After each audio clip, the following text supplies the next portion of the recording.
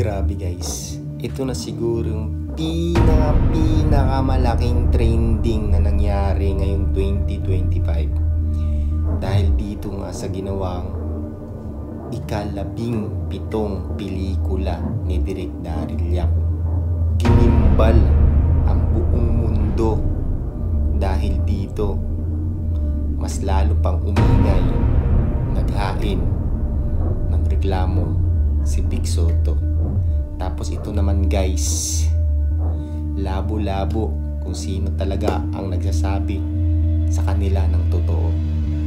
Pakinggan nyo to guys.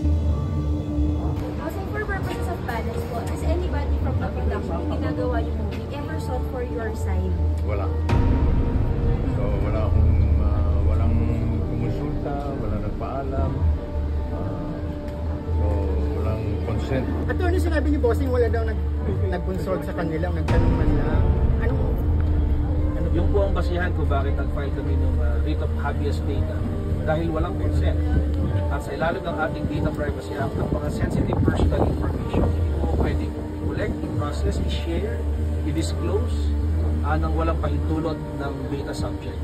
Kaya yun po ang basihan. Sinagot din nila ang sinabi ng kampo ni Soto na hindi kumonsulta sa kanila si Yap tungkol sa pelikula.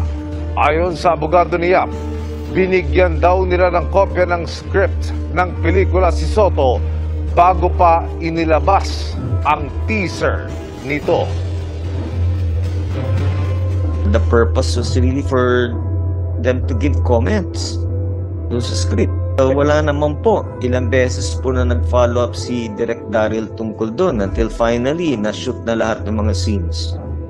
So, hindi na namin kasalanan yun.